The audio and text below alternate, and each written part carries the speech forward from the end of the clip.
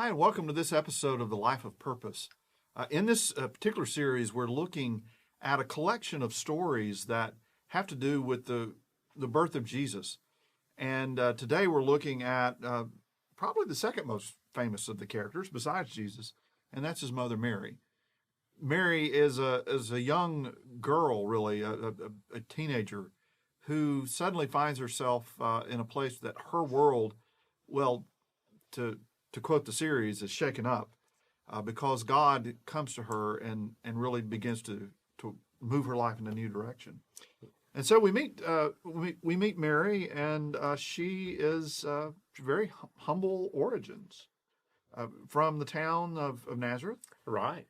And Nazareth, not really the biggest city in the world. No, not really known for anything other than, well, phrases like, can anything good come out of Nazareth? Yeah, there's just, it's not even a drive-by town. I mean, you have to get off the road and get to it. Yeah, I always think of Nazareth when I think about those places that years ago, before really the highway systems were all in place, we go down the smaller country roads and go through little towns, and then interstates came and everybody bypassed around those, and now when you ride through, a lot of them aren't as quaint as they used to be. They're sort of the place that time forgot. Yeah. And economic development didn't happen, and any factory or any work sort of seemed to move away. And I always think of Nazareth sort of in that same idea, that Nazareth is sort of the place where time forgot, and it's not in the best location. It's not. There's nothing pristine about it. Nothing prestigious about it.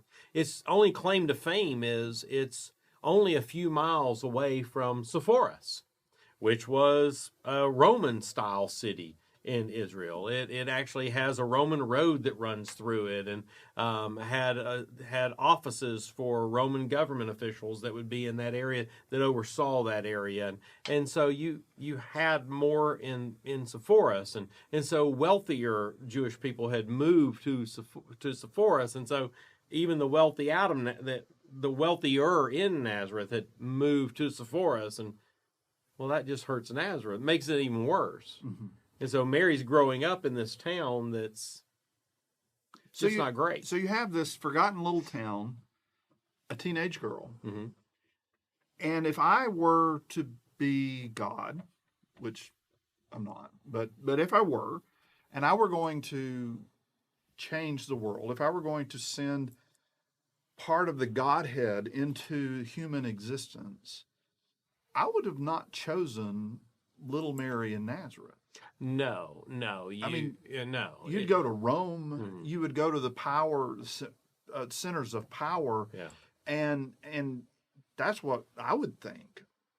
But God is really, shaking up the world with the story of Jesus, because Luke's gospel especially is written in such a way to remind the Marys of the world, the people who lived in the town that nobody knows or can find. I mean, not even James Spann can find it on the map.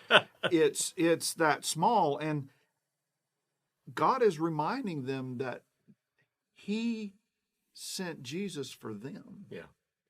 And Mary is where it starts. This young girl, that Gabriel comes and says, "You're going to have a child," and obviously Mary's been faithful. She's been a good follower of Judaism, and she's young. She's astounded at all of this. Doesn't understand how it's happening, and I mean, goodness gracious, 2,000 years, we're still not quite sure how all this is happening, and yet here at this moment, God comes to her and chooses her for reasons we can't explain to shake the world up. Right.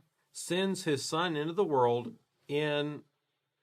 through Mary, this person that had no standing, no clout, no power. I mean, you can imagine that she is, as we, a couple of weeks ago, we talked about Herod the Great, who is grasping at power everywhere, trying to collect as much power as he could. She is the polar opposite of Herod. Oh, absolutely. Yeah. I mean, Herod had authority by someone, Rome, giving him the authority to be king.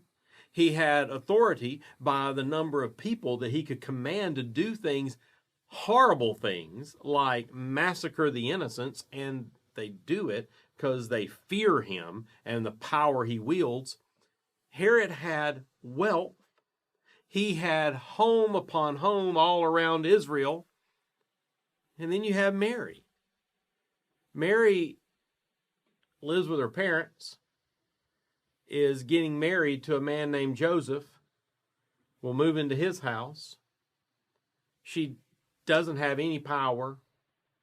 She can't order anyone around. She probably owns nothing, or just the clothes that she wears that were given to her. She didn't earn the money to go buy them. They were gifts probably from her parents. And she has no standing in the community. Joseph has the ability or the legal right to have her killed if he wants to, as the story's unfolding. She has absolutely no power. But she changes the entire world. I mean, when we look at the lasting effect of Herod, Herod built things. His massive city by the sea that was this amazing Roman town with a deep sea port, it's all ruins now. I mean, there's rocks. Rocks. It's still, I mean, it was amazing then, but you start to see the difference between earthly power and God's kingdom power. Right. Because the power that Mary had over the early church, the power that her story and her persona still has over the church, has gone on generation after generation after generation. How many people name their daughter Mary? Right. How many people name their son Herod? Yeah, no. You don't name the dog Herod. No, you really don't. Yeah, I mean, it's so her power is the power of humility. It's the power of lowliness. It is the power that Paul picks up in Philippians chapter 2, that God did not consider equality with man something to be grasped, but humbled himself and took on the very nature of a servant. Yeah. And I think that verse is reflected as much as anywhere as in who he chose to be the mother of the Son of God. Well, I mean, Mary, the power of her, like Zechariah, the power of her faithfulness throughout this whole story. I mean, Mary is faithful to play this role that she doesn't understand. She never will understand. But she plays this role when she brings Jesus into the world. When she goes with Joseph and others to the temple at 8 days old so that he'll be circumcised, he'll be made part of the covenant, and there she's told that this child will do all of these amazing things. He'll be a light to the world, a light even to the Gentiles, but he'll pierce your heart. And Mary holds on to that, and she doesn't really understand it. It says that she ponders these things. She ponders things on the night of her son's birth. She ponders things when he's 8 days old, when he's 12 days old, and he's 12 years old, and he stays at the temple when they take him for his bar mitzvah, and he's now he's a man of the faith. He is a man in the sight of Judaism, and he stays behind. He's doing his father's work. He's teaching at the temple. They go and get him, and she ponders this because she doesn't understand what this means. And I don't know how Mary withstood all that he went through. I mean, I know as a father, it doesn't matter if it's just a skin knee, or if it's strep throat, something like that that's easily treatable in today's world. You're sitting there worrying about your child, and you're wishing that you could take on the pain that your child's experiencing because you just love them that much. I can't imagine all that Mary pondered when they go back to Nazareth and they try to, the people that he grew up with want to throw him off a precipice point and kill him. When the leaders of the faith are challenging him at every turn, when he gets very clear and says that I'm going to be handed over and I'm going to die, but I'm going to rise. And then I think about her standing at the base of the cross, those images, and Scripture telling us she's there, but those images have been painted of her standing there at the base with John, and then the Michelangelo's the Pieta, that beautiful image of her holding the lifeless body of Christ. How much she pondered. But she knew she was part of something. The only way she could ever have withstood all of those things that pierced her heart was knowing that she was not alone in this. That God had called her to something big. That God was shaking up the world through her little boy. And she trusted. Because remember when the angel appears to her and all this is going on and she's hearing this news that she's going to bring the Son of God into the world, Mary ends it all by saying that nothing is impossible with God. That's her understanding of this, and that's where that's the sort of the heart of her faithfulness is nothing's impossible with God. And so she trusts. I know that a lot of times in our life we don't understand what's going on in our life, but nothing's impossible with God.